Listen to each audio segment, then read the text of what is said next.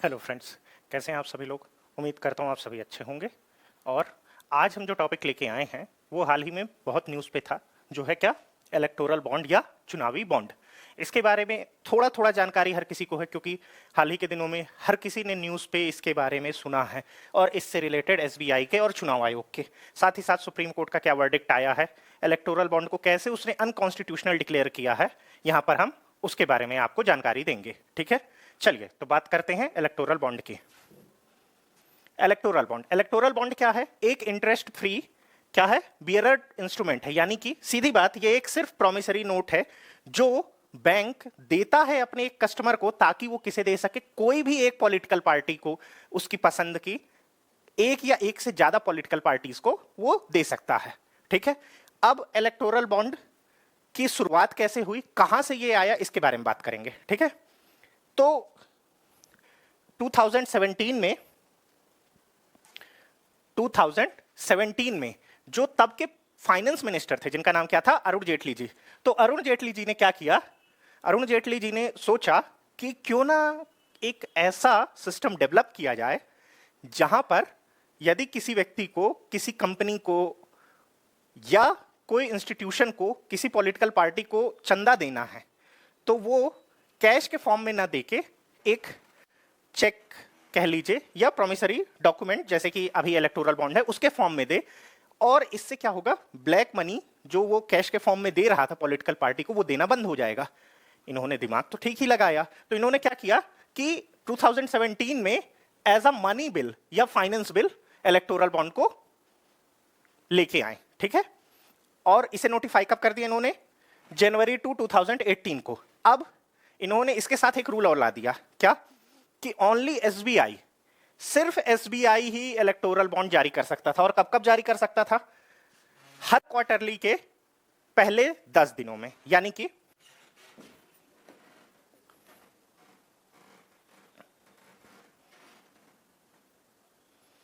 एक जैन से 10 जनवरी तक, ठीक है, फिर 1 अप्रैल से 10 अप्रैल तक, ठीक, फिर 1 जुलाई से 10 जुलाई तक, फिर 1 अक्टूबर से 10 अक्टूबर तक। ठीक है, तो इन 10 10 10 10 यानी total 40 days electoral bond available होता था एसबीआई की ब्रांचेस पे लोगों की खरीदने के लिए, और उसके थ्रू वो किसी भी पॉलिटिकल पार्टी को अपना चंदा दे सकते थे। इसके साथ इन्होंने एक और कंडीशन रखी। क्या कंडीशन रखी, कि भैया आपने इलेक्टोरल बॉन्ड ले लिया, अब ये सिर्फ कैसे मिलेगा आपको, ओनली थ्रू यूपीआई, चेक और ऑनलाइन ट्रांजैक्शन। ठीक है, ये आपको कैश पे अवेलेबल नहीं ही होगा, आपको इनमें से 3 कोई भी एक चीज का यूज करके इलेक्टोरल बॉन्ड खरीदना पड़ेगा।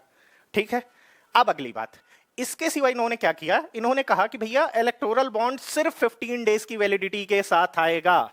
यानी आप उसे 15 डेज के अंदर, can only be redeemed with in 15 days, यानी सिर्फ 15 डेज पे ही आप खरीद के किसी एक पॉलिटिकल पार्टी को दे सकते हैं।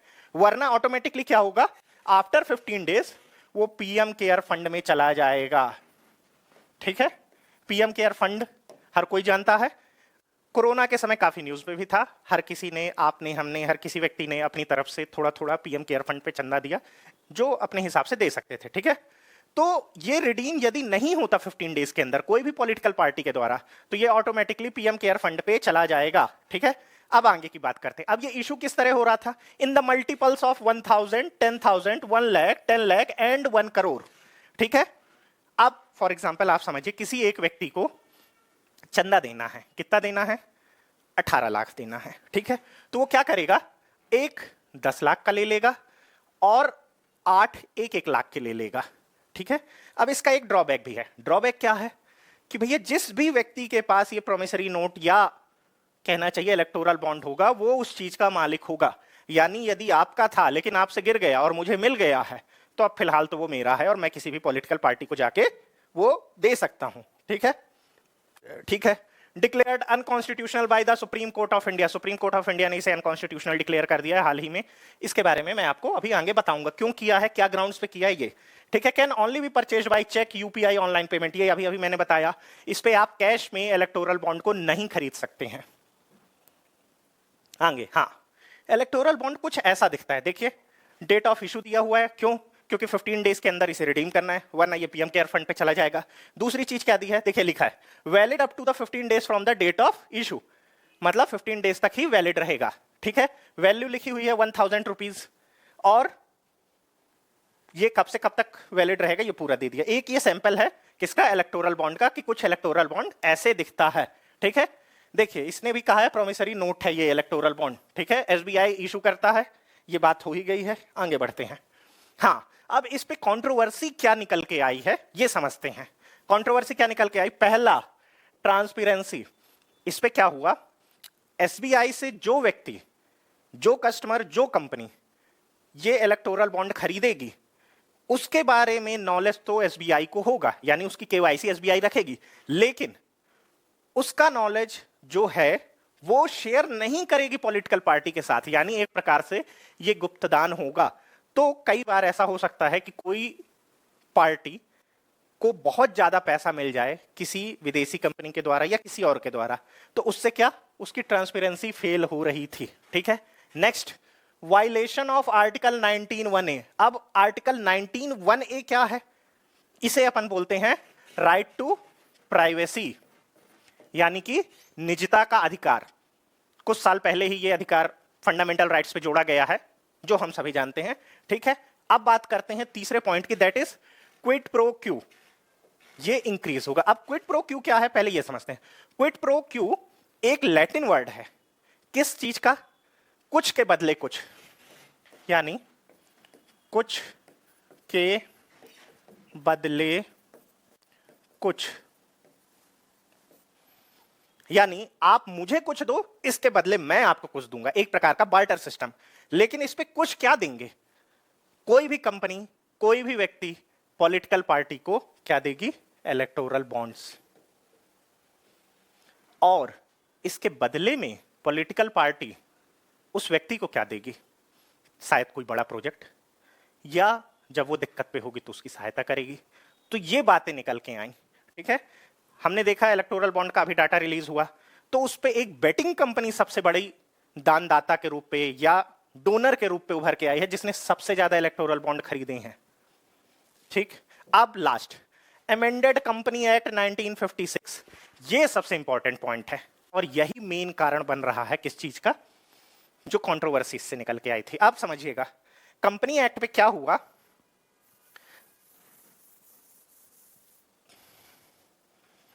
कंपनी एक्ट पे जब इलेक्टोरल बॉन्ड नहीं आया था, यानी 2017 के पहले क्या रूल था वो समझिएगा।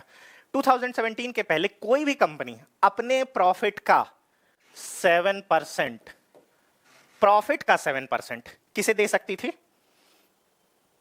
अपने प्रॉफिट का 7% वो दे सकती थी किसे,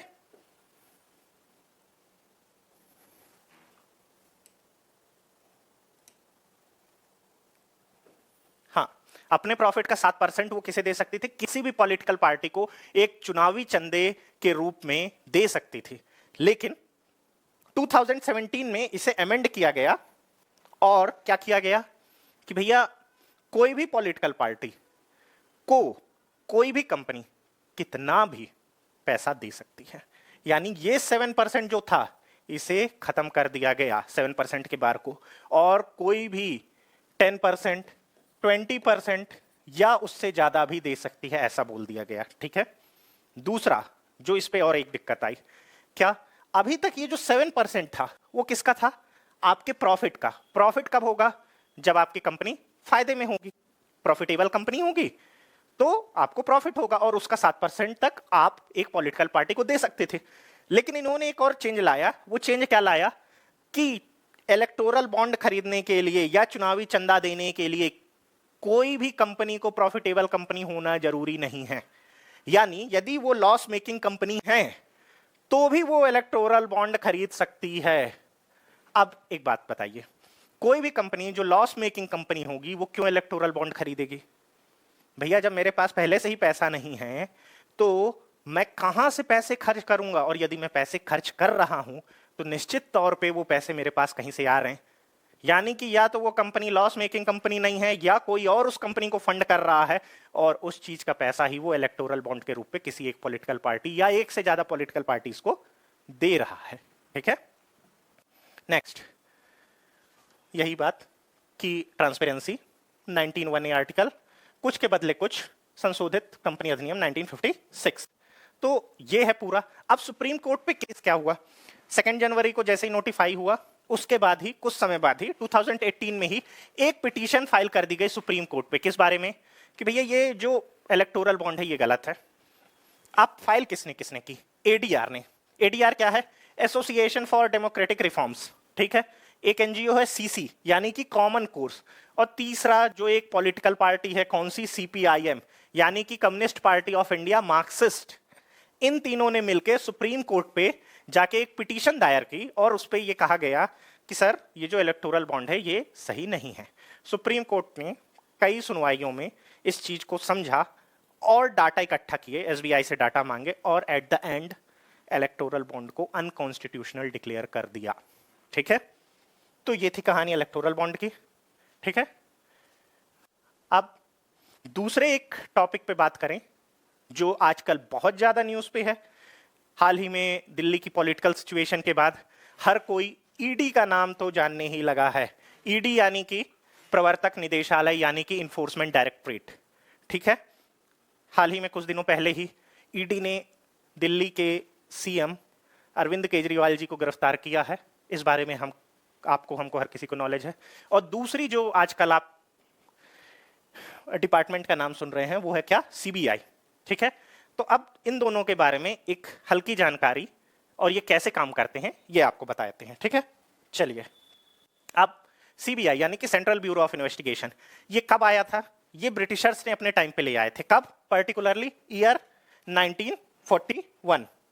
ठीक है, 1941 में इन्होंने क्या किया कि इसे ले आए, किसे, सीबीआई को। लेकिन उस समय तो इन्होंने इसका नाम सीबीआई नहीं रखा, उस समय इन्होंने इसका क्या नाम रखा, एसपीई यानी कि स्पेशल पुलिस एस्टेब्लिशमेंट।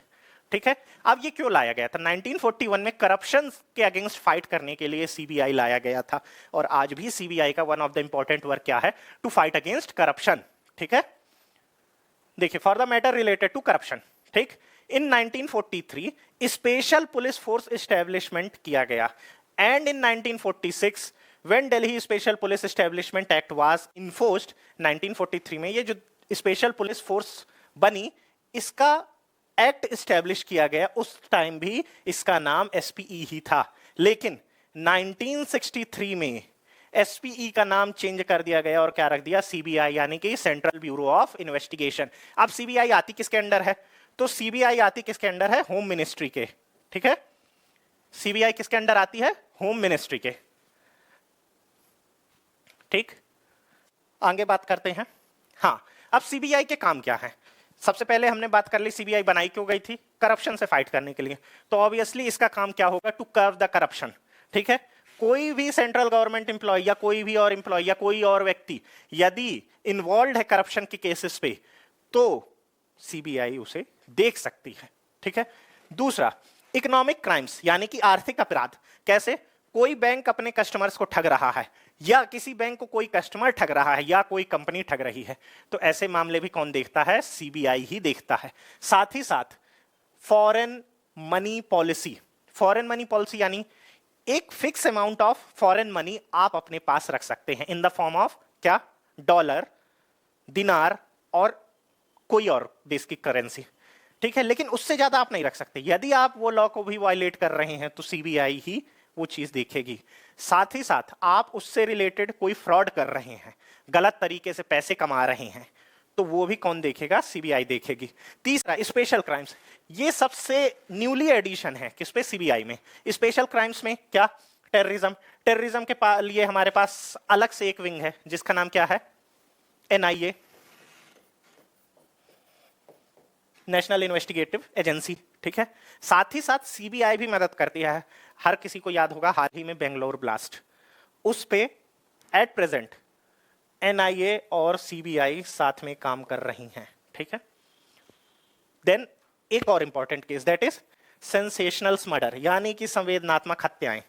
अब ये क्या होता है समझिए, कोई भी बड़ा व्यक्ति, for example a journalist, a political person और अ फेमस इंडस्ट्रियलिस्ट, या ऐसा कोई व्यक्ति जिसका मर्डर हो गया है, अब उससे क्या हो सकता है, उस जिले में, उस राज्य में पॉलिटिकल अनस्टेबिलिटी के साथ साथ लोगों की, जो उसके सपोर्टर हैं, उनकी भावनाएं आहत हुई हैं मर्डर से, ठीक है। तो ऐसे केसेस को इन्वेस्टिगेट करती है कौन, सीबीआई, ठीक है।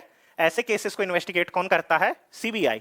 ये काम सीबीआई को दे दिया जाता है ताकि लोगों का विश्वास भी बना रहे। कई बार कई जगह आप देखेंगे कि स्टेट गवर्नमेंट मांग करती है कि सीबीआई जांच हो। सबसे अच्छा एग्जांपल अभी व्यापम, व्यापम के समय भी सीबीआई जांच की मांग कांग्रेस के द्वारा की गई थी, लेकिन बीजेपी ने एक दूसरा क्या कहना चाहिए, पुलिस का गठन किया और कहा कि एसआईटी जांच करेगी, ठीक है। नेक्स्ट बात करते हैं ईडी की। अब ईडी की बात करें तो ईडी भी 1947 के जो फॉरेन एक्सचेंज रेगुलेशन एक्ट आया था 1947 में, जब उसे इन्फोर्स किया गया था, उसके ही बेसिस पे ऑन 1 मई 1956 ईडी को इस्टेब्लिश कर दिया गया। ईडी यानी कि इन्फोर्समेंट डायरेक्टरेट। तो जब ये बनी थी तब इसका नाम इन्फोर्समेंट डायरेक्टरेट नहीं था, उस समय इसका नाम क्या था, उस समय इसका नाम इन्फोर्समेंट यूनिट था, ठीक है। एज अ इन्फोर्समेंट यूनिट इसे बनाया गया था, लेटर इसका नाम चेंज करके क्या कर दिया गया, इन्फोर्समेंट डायरेक्टरेट, ठीक है। ठीक, अब स्टार्टिंग में इसका क्या काम था, it started its work as a watchdog. किसका वॉचडॉग, और किस पे नजर रख रहा था, for the people who are involve in the foreign exchange market. For देखिए क्या है, जब स्टार्टिंग में, आज से यदि 2000 के पहले की बात करें तो बहुत से लोगों को स्टॉक मार्केट और कई चीजों का बहुत ज्यादा नॉलेज नहीं था। क्यों, क्योंकि नेट की अवेलेबिलिटी कम थी, बुक्स पे ही जो मिलता था तो मिलता था। तो ऐसी चीजों के कारण लोगों के पास इंफॉर्मेशन की कमी थी, तो उन्हें ठगा जाता था इन फॉरेन एक्सचेंज मार्केट या स्टॉक मार्केट या ऐसी चीजों में। ऐसे समय ईडी भी हेल्प करती थी, ठीक है, सेबी भी थी लेकिन ईडी भी हेल्प करती थी, ठीक है। अब क्या होता है, जो ये वॉचडॉग की तरह काम कर रही थी, किसका वॉचडॉग, गवर्नमेंट का। किसके ऊपर, ऐसे लोगों के ऊपर जो फॉरेन एक्सचेंज मार्केट पे इन्वॉल्व थे, डायरेक्टली और इनडायरेक्टली, एज अ ब्रोकर और डायरेक्टली एज अ प्लेयर, ठीक है। Later laws like FEMA, PMLA यानी prevention of money laundering act और एफईओए, जब ये सब आए तो ईडी की पावर धीरे धीरे बढ़ती गई, ठीक है। अब धीरे धीरे बढ़ रही है पावर, क्यों, क्योंकि नए नए लॉज आ रहे हैं, नए नए एक्ट्स आ रहे हैं, ठीक है। आगे बात करते हैं। हाँ, तो ईडी के काम क्या है, ईडी के काम क्या है, सबसे पहले मनी लॉन्ड्रिंग को प्रिवेंट करना, ठीक है, प्रिवेंट मनी लॉन्ड्रिंग। दूसरा, prevent foreign exchange law violation, यानी कोई भी व्यक्ति फॉरेन एक्सचेंज के लॉ का वायलेशन कर रहा है, क्योंकि स्टार्टिंग में एज अ वॉचडॉग ही ये काम कर रहा था, किसका, फॉरेन एक्सचेंज के लोगों के ऊपर ही, मार्केट पे और उससे रिलेटेड लोगों पे ही ध्यान दे रहा था, तो अभी भी ये यही करता है, ठीक है। Tightening the noose of the law against the fugitive economic offenders and confiscating their properties. मतलब जो भैया क्या होते हैं, भगोड़े होते हैं। एग्जाम्पल इसका विजय माल्या, दूसरा नीरव मोदी, और भी बाकी लोग। ऐसे लोग क्या करते हैं, लोगों को इन्होंने चूना लगाया और ये क्या, विदेश भाग के अब बैठ गए। अब वहां से कैसे पकड़ के लाया जाए, तो वहां से पकड़ के लाने के लिए अलग एजेंसी है, लेकिन ईडी क्या करेगी, अब ईडी उनकी जो भी प्रॉपर्टीज है उसे धीरे धीरे बेचना चालू कर देगी, उसे संपत्ति कुर्क कर लेगी और उसे बेचेगी। अब उससे जो घाटा हुआ है उनके भाग जाने से, किसका, शेयर होल्डर्स का या उनसे रिलेटेड लोगों का, जिन्होंने उन पे विश्वास करके इन्वेस्टमेंट की थी, ऐसे लोगों को पैसा कौन देगा फिर, ईडी। और कैसे देगा, उनकी प्रॉपर्टीज को फोर्टिफाई करके, कुर्क करके, ठीक है, उन्हें बेच के, ऐसे ही ईडी उन्हें पैसा देगा, ठीक है। तो ये कहानी थी किसकी, सीबीआई की और ईडी की। अब बात करते हैं सीबीआई और ईडी काम कैसे करते हैं। सीबीआई ऑटोमेटिकली कई बार खुद से केस ले सकती है, जैसे उसे लगता है कि यहां पर केस की जरूरत है, ठीक है, तो सेंट्रल गवर्नमेंट और स्टेट गवर्नमेंट की सहमति से सीबीआई उस पर इन्वॉल्व हो सकती है, लेकिन उसके लिए उसे पहले परमिशन लेनी है, किससे, सेंट्रल गवर्नमेंट से, साथ ही साथ यदि किसी स्टेट पे वो केस है तो स्टेट गवर्नमेंट से। जबकि ईडी के केस पे ऐसा नहीं है। एक बार एफआईआर दर्ज हो गई और उस एफआईआर में जो अमाउंट है वो कितना है, 1 CR से ज्यादा है, तो ऐसे केसेस पे ईडी डायरेक्टली इन्वॉल्व हो सकती है without the permission of central government और द स्टेट गवर्नमेंट। क्यों? क्योंकि वो अमाउंट 1 CR से बढ़ गया है, ठीक है। लेकिन सीबीआई ऐसे डायरेक्टली इन्वॉल्व नहीं हो सकती, उसे किसकी परमिशन चाहिए, सेंट्रल गवर्नमेंट की, और साथ ही साथ यदि वो स्टेट पे है तो स्टेट गवर्नमेंट की, ठीक है। लेकिन याद रखिएगा, ईडी को भी किसी केस में शामिल होने के लिए बहुत जरूरी है कि उसकी एक एफआईआर दर्ज की गई हो। फॉर एग्जाम्पल मान लीजिए एफआईआर दर्ज नहीं की गई, या एफआईआर जो दर्ज की गई वो वापस ले ली गई है, ठीक है, तो ऐसे केसेस पे क्या होगा, ऐसे केसेस पे ईडी को भी वो केस छोड़ना पड़ेगा, ठीक है।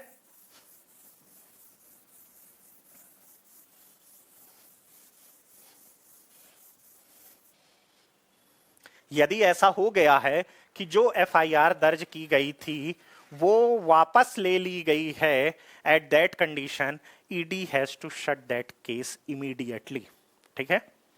ईडी सिर्फ तभी तक इन्वेस्टिगेट कर सकती है जब तक उसकी एफआईआर वैलिड है, और as soon as the validity of the FIR ends then ED has no power to investigate that particular case, ठीक है। तो ये कहानी है सीबीआई और ईडी की। आई होप आप लोगों को समझ में आया होगा। Thank you very much.